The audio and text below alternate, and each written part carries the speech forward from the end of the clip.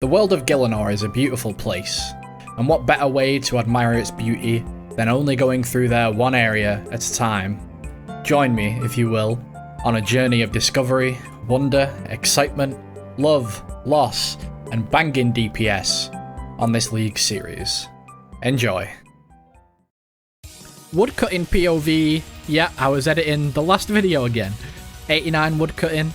Decided to hit up some more duo necks with the homie. If you've never been to duo necks, you have to right click private and then type in your homie's name. This is my first time doing it.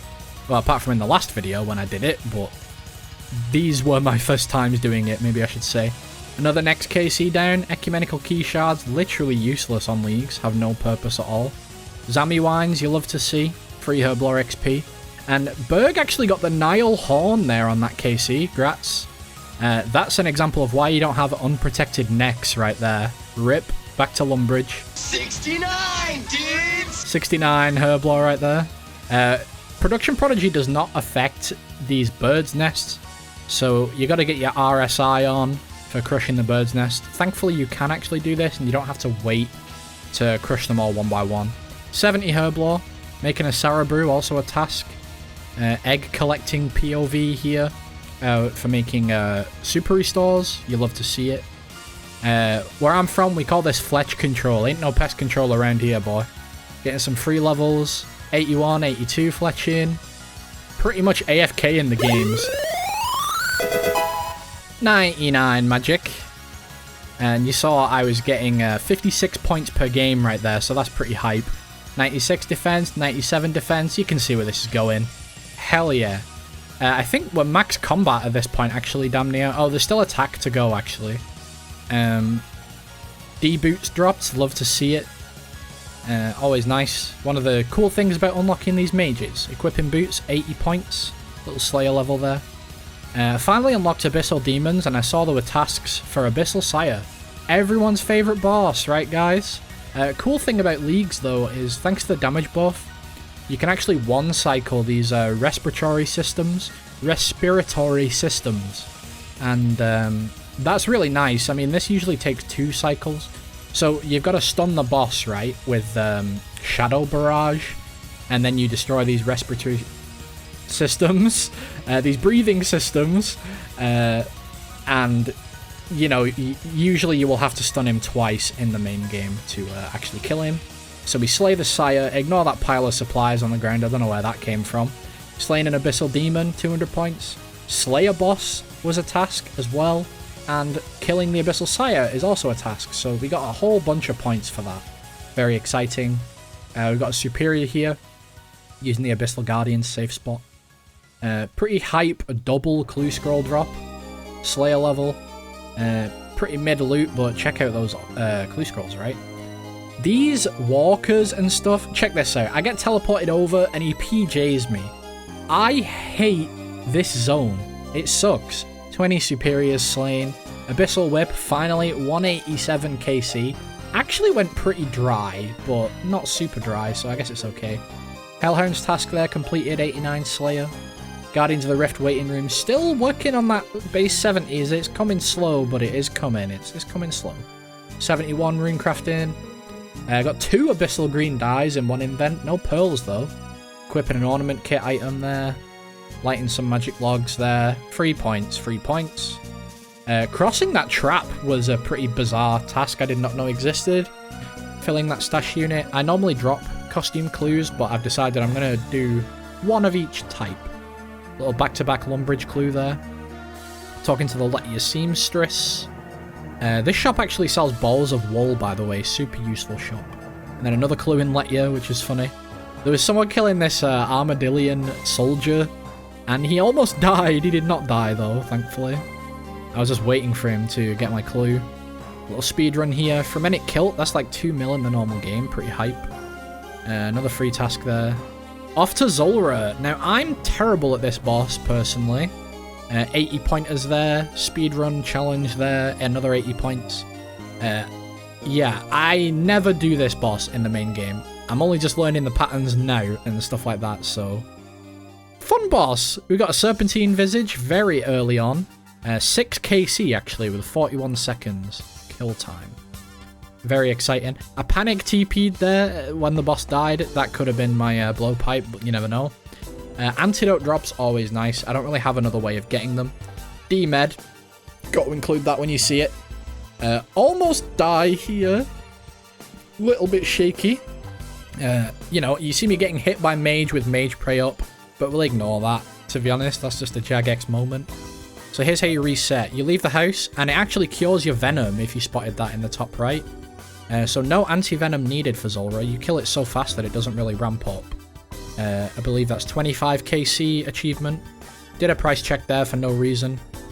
We make the Serp Helm. Then we have to charge it, I believe. Yeah, 200 pointers for that bad boy. I'm probably never going to use it. I don't know. I'm really not meleeing anything in this game mode. I don't know if you guys agree.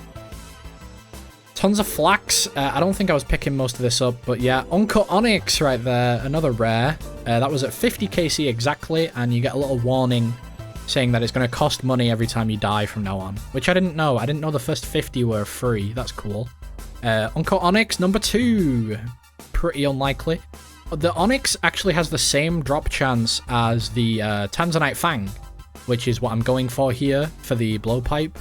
So it's a bit sad to see this many Onyxes, but it's still hype. 23 seconds there.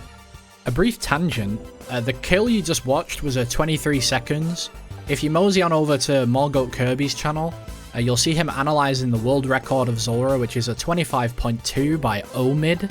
Grats for that record, by the way. In the video, he describes at length how preposterous and unlikely it is to actually get this kill.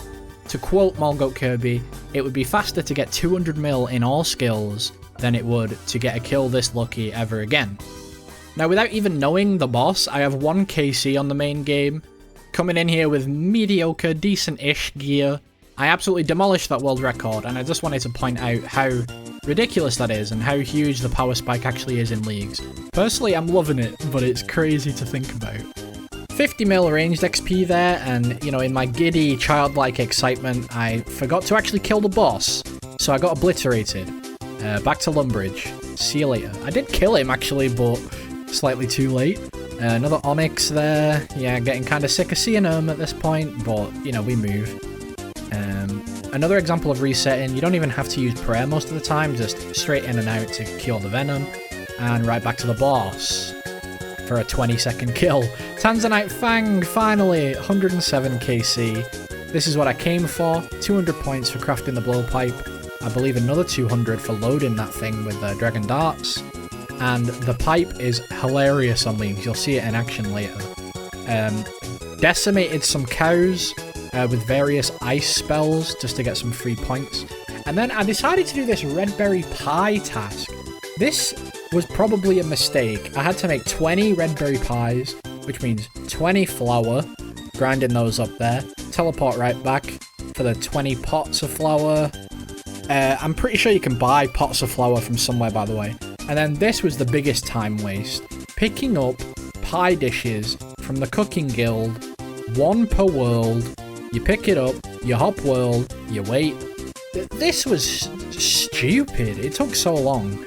Anyway, there's 20 red berry pies, 40k XP casually for that. And then I thought I'd mop up some more easy points. I was doing this so AFK, I was not looking at the screen. This is why I'm so zoomed in. And there's 200 soft clay in Terranwin. I was watching a stream at the time, actually. Using the Sandwich Lady to safe spot Calphite Guardians here. This is like an opportunity thing. You can't do this all the time, and I thought it'd look cool on the video, to be honest. Task for killing the Calphite Guardian, and then we kill the Calphite Queen, who was being guarded, I suppose. That makes sense the more you think about it. 80 pointers for that. And then, yeah, she's still Calphite Queen at the end of the day. She hits ridiculously hard for no good reason. Back to Lumbridge.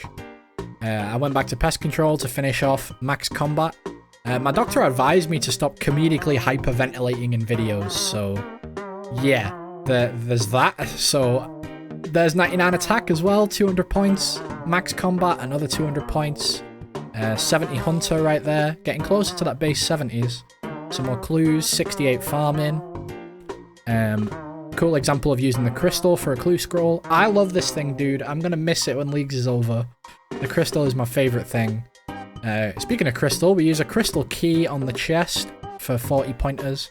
And I've never done this before, so you have to enchant the key with crystal shards. A crystal singing bowl, and then you can unlock the chest in the tower in Prith. 71 hunter there. You can tell I was in a bit of an AFK phase here. 70 farming. Palm tree planted. We'll see that in the next one, I believe. Some super compost protects that thing. Fellow Chef Hatter. Yes, chef. Had to kill some Necreals. I'm working on 91 Slayer right now, trying to get my my upgraded thing. My homeboy Scotty did not die. He almost did die though. It was very close. Necreox, just as scary as in the main game. So in leagues, the reward shop is actually open. If we take a look at GE tracker, we'll basically find that the items are selling for about 1 mil per 1,000 points, which is very nice. Back to next with the homie. 1,000 plus ancient KC. I really like the fact it never resets on leagues. Some brews, always nice to see. Got MVP there. Brews and restore is one of my favorite drops to see at next, actually. Brews yet again. It's kind of self-sustaining. Nothing good there. Yeah, a bunch of nonsense. The wines, you know, free Herblore XP. Nile shards, we need those. Eventually. Diamonds, nothing special. Onyx bolts and dragon bolts, very nice to see.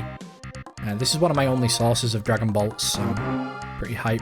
Smooth dodge from Berg there on the no escape move. More Zami wines, rubies, diamonds, a lot of coal.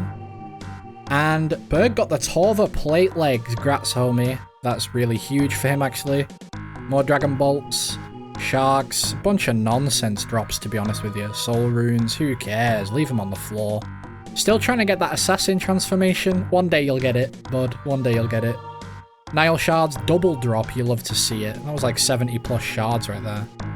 And we got the Nile horn, finally. So this allows us to make the Zarite crossbow with... almost died there, by the way. Next is kind of scary. With 250 Nile shards, which at this point I did not have. But pretty soon here in a minute... oh, that's a double clip. What a shame. Pretty soon here we get enough shards and we make the Zarite crossbow for 200 points. And, you know, homie just got the Torva, I got the Zarite. We had to test this stuff out, our new toys.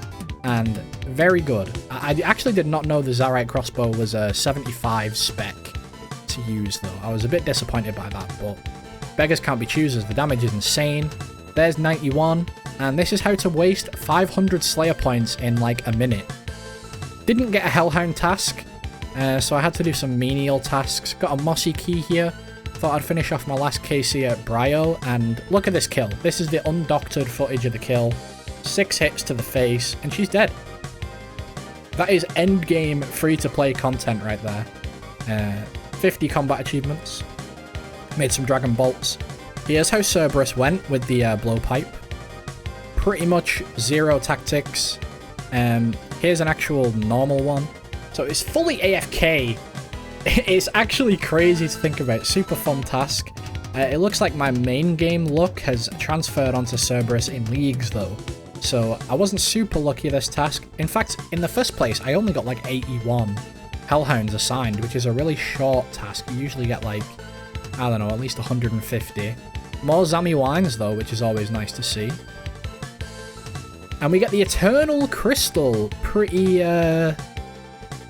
limited use item, let's say, but it'll come in handy in a minute here. Noted Dragon Bones. There's no point in having those, actually, because I'm 99 prayer. But they would be a nice drop, theoretically. I actually ended up using all my Dragon Darts. So you saw me swap to the crossbow at the end there. I went to Mage Training Arena to have a great time. I loved my time at Mage Training Arena. It's the most fun minigame. Alchemy Room. You love to see it. Getting those points for the Infinity Boots. We wear those for 3 points and then quickly return to a bank to create the Eternal Boots.